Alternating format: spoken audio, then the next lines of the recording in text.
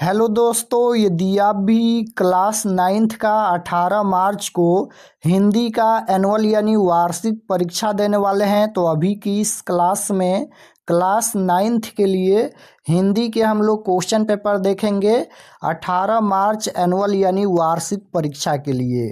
तो आप लोग इस क्लास में अंत तक बने रहिएगा। ये क्लास नाइन्थ के लिए हिंदी का क्वेश्चन पेपर है 18 मार्च एनुअल यानी वार्षिक परीक्षा के लिए।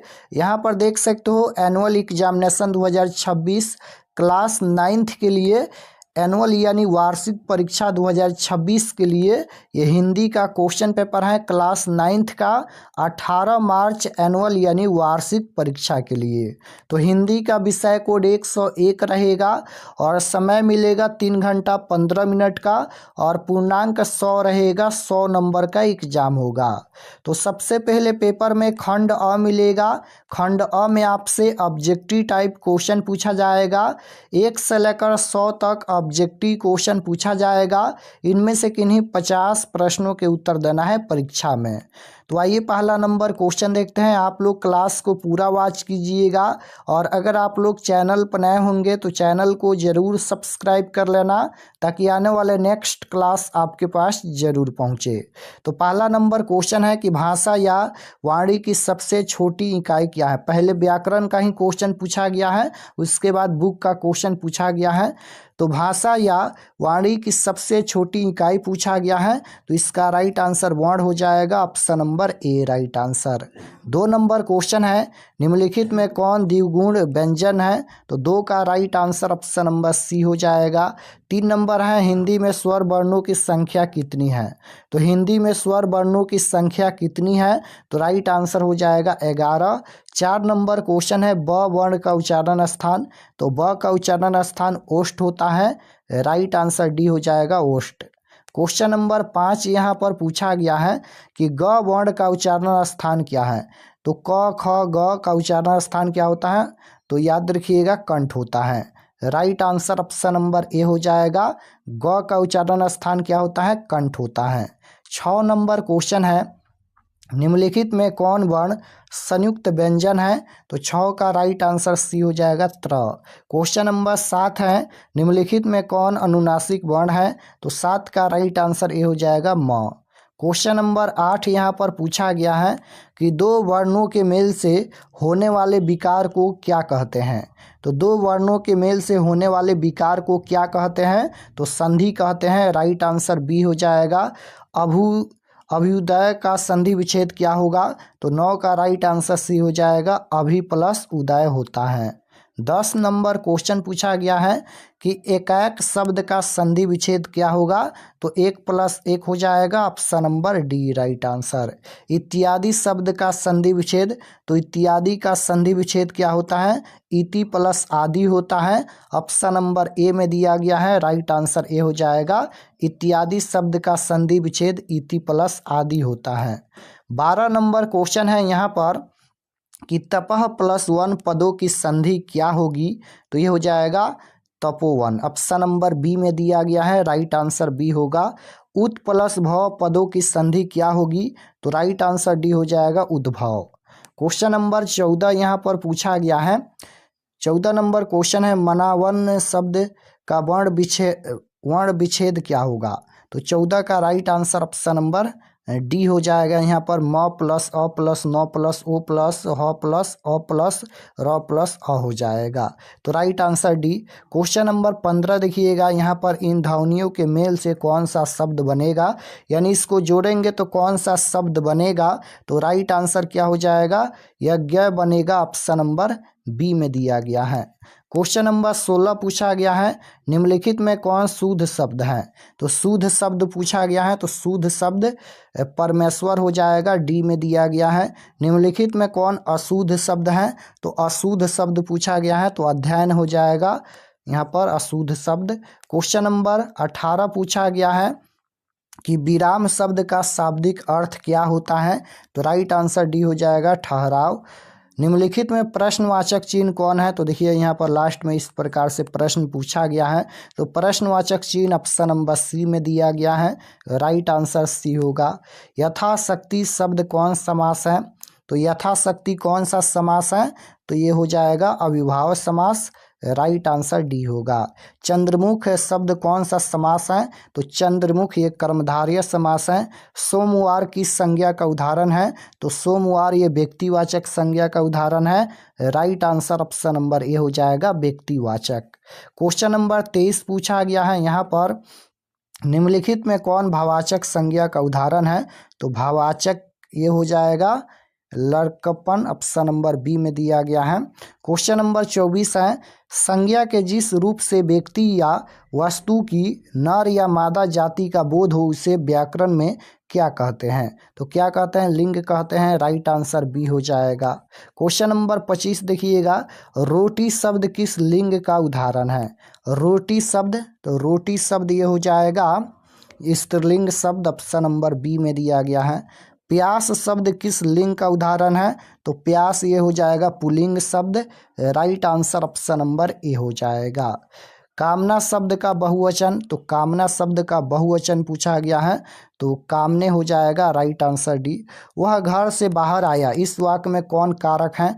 तो वह घर से बाहर आया तो अपदान से होता है, तो अपदान कारक हो जाएगा। क्वेश्चन नंबर 29 देखिएगा, पूछा गया है यहाँ पर कि यह सोहन का घर है, इस वाक्य में कौन सा कारक है?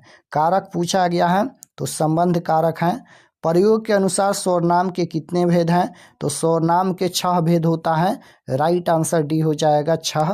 क्वेश्चन नंबर 31 है, पुरुषवाचक सर्वनाम का भेद होते हैं, तो राइट आंसर हो जाएगा ऑप्शन नंबर बी हो जाएगा, 3 भेद होते हैं। काली गाय यह किस वाक्य का उदाहरण है? तो ये हो जाएगा गुणवाचक, ऑप्शन नंबर ए। जिस शब्द से किसी काम का करना या होना समझा जाए उसे क्या कहते हैं? तो क्या कहते हैं? तो राइट आंसर बी हो जाएगा, क्रिया कहते हैं। क्वेश्चन नंबर 34 पूछा गया है, काल के कितने भेद होते हैं? तो काल के 3 भेद होते हैं, भूतकाल, भविष्यकाल, वर्तमान काल, राइट आंसर सी हो जाएगा। हरीश पुस्तक पढ़ रहा है, यह वाक्य किस काल का उदाहरण है? तो पुस्तक पढ़ रहा है यानी अभी पढ़ रहा है, तो वर्तमान काल हो जाएगा, right answer option number A होगा, वर्तमान काल। क्वेश्चन नंबर 36 पूछा गया है कि मैंने खाना खा लिया, यह वाक्य किस काल का उदाहरण है? तो मैंने खाना खा लिया यानी अभी खाए हैं, तो वर्तमान काल हो जाएगा, ऑप्शन नंबर ए। संकल्प शब्द कौन उपसर्ग है? तो राइट आंसर हो जाएगा सम उपसर्ग है, उपसर्ग शब्द के पहले जुड़ता है। क्वेश्चन नंबर 38 देखिएगा, पूछा गया है कि पराभव शब्द कौन सा उपसर्ग है? इसमें उपसर्ग पूछा गया है, तो ये हो जाएगा परा उपसर्ग जुड़ा है। अभियान शब्द में कौन सा उपसर्ग है? अभियान, अभी यहाँ पर उपसर्ग जुड़ा है, यान यहाँ पर ये मूल शब्द है, तो अभियान में अभी उपसर्ग जुड़ा है, राइट आंसर ए हो जाएगा। लड़ाई शब्द कौन प्रत्यय है? तो लड़ाई में आई प्रत्यय जुड़ा है, प्रत्यय शब्द के लास्ट में जुड़ता है। क्वेश्चन नंबर 41 है, भीड़त शब्द कौन प्रत्यय है? तो ये हो जाएगा कौन सा प्रत्यय? अंत प्रत्यय। विलास शब्द का विशेषण पूछा गया है, तो विलासी हो जाएगा, right answer A. Question number 43 है, रस शब्द का विशेषण, तो राइट आंसर सी हो जाएगा, रसीला। शिव पार्वती शब्द किस समास का उदाहरण है? तो ये द्वंद्व समास का उदाहरण है। आदान शब्द का विलोम शब्द क्या होगा? तो विलोम शब्द मतलब उल्टा शब्द होता है, तो आदान का उल्टा क्या हो जाएगा? प्रदान हो जाएगा, राइट आंसर सी। आकाश शब्द का विलोम पूछा गया है, आकाश का विलोम पाताल हो जाएगा, option number A, right answer. Question number 47 है यहाँ पर कि जड़ शब्द का विलोम क्या होगा? तो जड़ शब्द का विलोम हो जाएगा चेतन, ऑप्शन नंबर डी। धनी शब्द का विलोम क्या होगा? निर्धन हो जाएगा, राइट आंसर बी। जिसे भय नहीं है उनके लिए एक शब्द है, तो 49 का राइट आंसर ए हो जाएगा, निर्भय। क्वेश्चन नंबर 50 है, जानने की इच्छा के लिए एक शब्द है, तो 50 का डी हो जाएगा यहाँ पर, जिज्ञासा। अंधे की लकड़ी मुहावरे का अर्थ है, तो ये हो जाएगा एक ही सहारा। क्वेश्चन नंबर 52 है, अंगूठा दिखाना मुहावरे का अर्थ है, तो समय पर धोखा देना होता है। असुर शब्द का पर्यायवाची पूछा गया है, पर्यायवाची का मतलब अनेक नाम होता है, तो असुर का पर्यायवाची हो जाएगा दनुज, option number D. Question number 54 है, कपड़ा शब्द का पर्यायवाची, कपड़ा को और किस नाम से जाना जाता है? वसन के नाम से जाना जाता है। शब्द के मुख्य अर्थ का बोध करने वाला व्यापार को कौन सा शक्ति कहते हैं? तो राइट आंसर ए हो जाएगा अभिधा हो जाएगा। क्वेश्चन नंबर 56 है यहाँ पर कि वर्णों की आवृत्ति को क्या कहते हैं? तो राइट आंसर हो जाएगा अनुप्रास कहते हैं। चौपाई के प्रत्येक चरण में कितनी मात्राएं होती हैं? तो राइट आंसर 16 हो जाएगा, ऑप्शन नंबर डी।